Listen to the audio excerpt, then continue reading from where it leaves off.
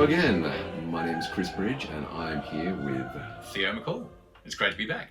And we've been talking about the Nicene Creed, in particular, the Council of Nicaea in 325, because this year is the 1700th anniversary of the Council of Nicaea.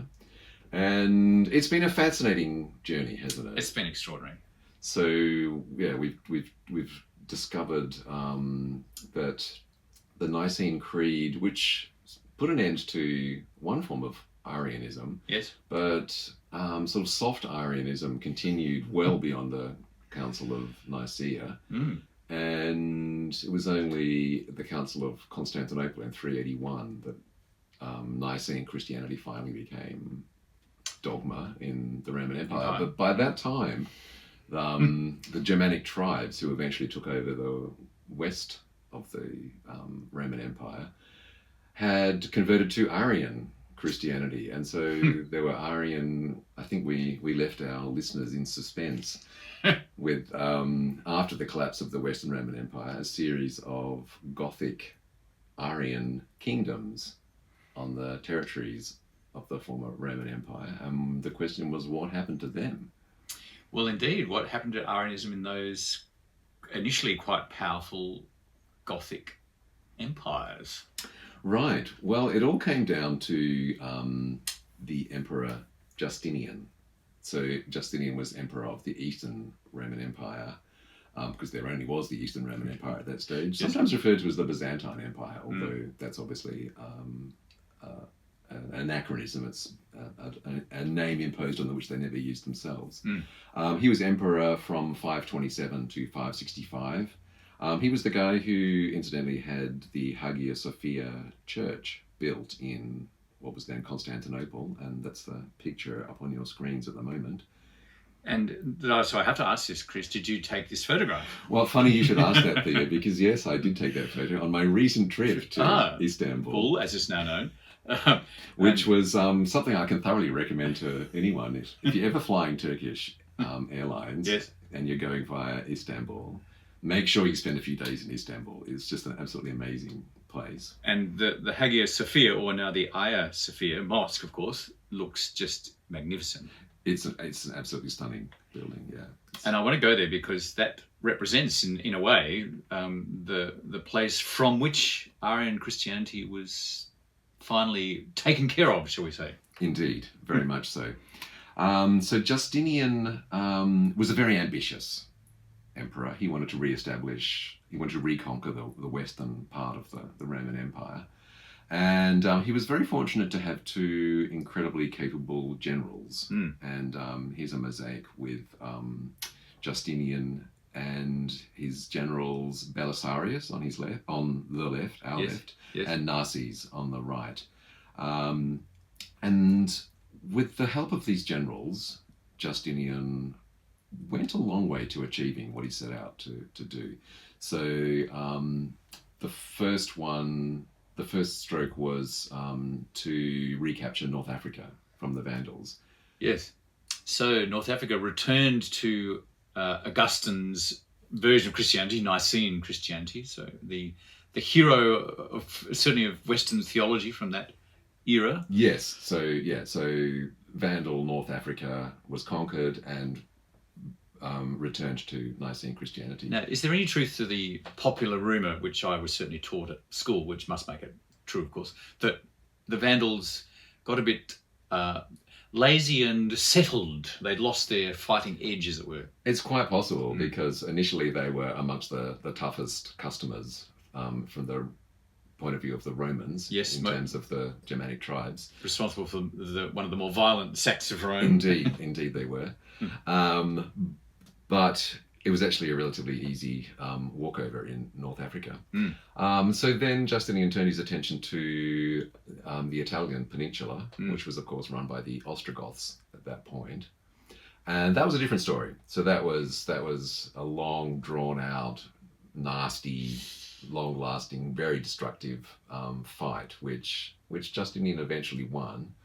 But that is actually when the majority of the damage was done to Rome itself. So yeah, Rome was ruined by the Gothic Wars, as they're called. So when under Justinian, the Eastern Roman Empire tried to recapture the Italian peninsula. Somewhat ironic that the defenders were Germanic Goths, the Ostrogoths, and the invaders were, well, the remnants of the once mighty Roman Empire, but now in the East. Indeed. Yeah, and so then there was Visigothic Spain remaining, and Justinian got a foothold on Visigothic Spain. So he didn't conquer all of Spain. No. At that point, they were very quickly running out of steam. It was a case of massive overreach, and coupled with there was a particularly nasty plague in the 540s, I think, the plague of Justinian, which wiped out a significant portion of the population, but also of the army. So they reached their limits when they got a toehold into Spain, which is also quite a long way from Constantinople. Long way from home, yeah. But interestingly, so Justinian conquered North Africa, returned it to Nicene Christianity. Conquered the Italian peninsula from the Ostrogoths, returned it to Nicene Christianity. But the Visigothic Spain actually converted to Nicene Christianity. So there was, and even that's an interesting story, because there was a king, Leovigild. Yes. Who, I think in our last talk we mentioned that Arianism and Nicene Christianity coexisted in these Germanic kingdoms. Yes. And Leovigild, like many secular rulers, decided it wasn't a great idea to have religious division in his state. But he decided that everyone should convert to Arianism. Interesting. But it was a mistake, because one of his sons then staged an uprising against him with the help of Nicene Christians. Yes. And led to a civil war. And then I think it was another son, Recared, of Leovigild, who eventually became king and had the same idea of establishing religious unity in his state, but he very wisely chose Nicene Christianity. And so in 589, in the Third Council of Toledo, Visigothic Spain converted to Nicene Christianity.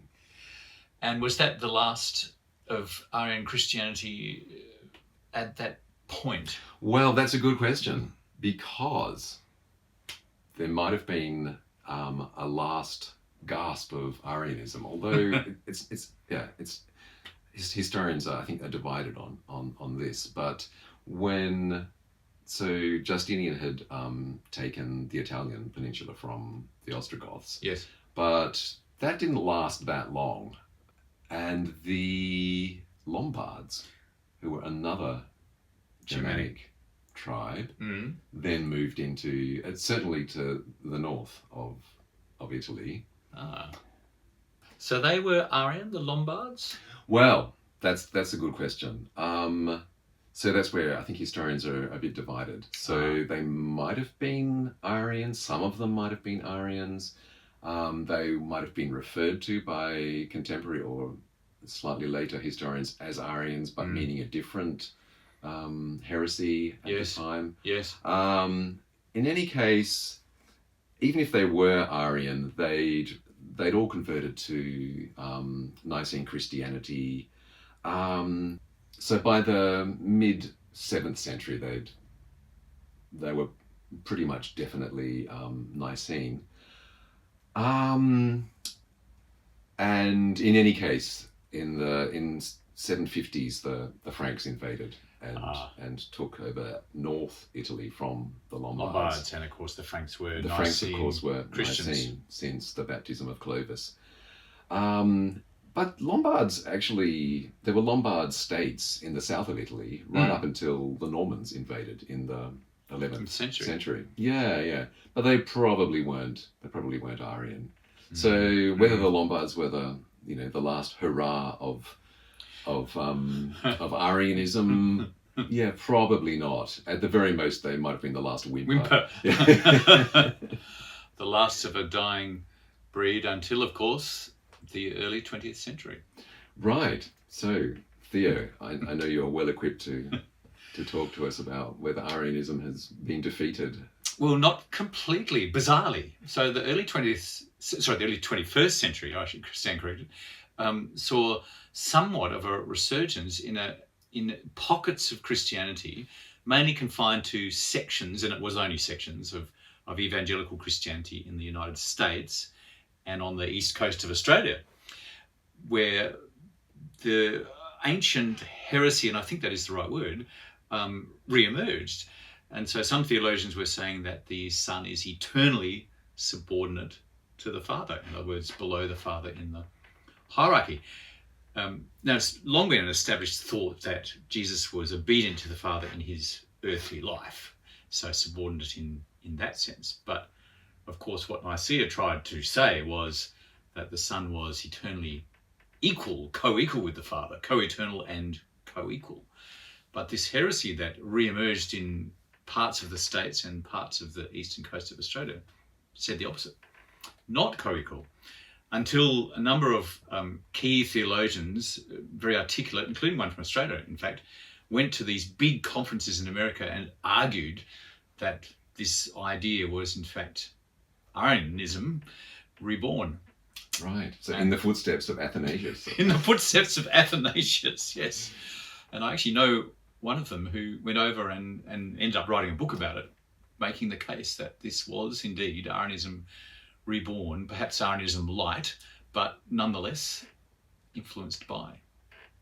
And that's the 21st century we're talking about. Right. Well, on that note, I think it's time to wind up our discussion. Yes. It's been, I found it absolutely fascinating. Likewise. I have to say. Yeah. Before starting on this path, I thought of the Council of Nicaea as pretty much an open and shut case where there was an overwhelming majority that agreed on a certain position, and that, Arius found himself out in the cold. But it wasn't like that at all. No, I was the same. I thought that they did a little bit of tweaking in Constantinople in 381, and that was the final, but really that was just airbrushing what had happened in Nicaea. But no, not at all.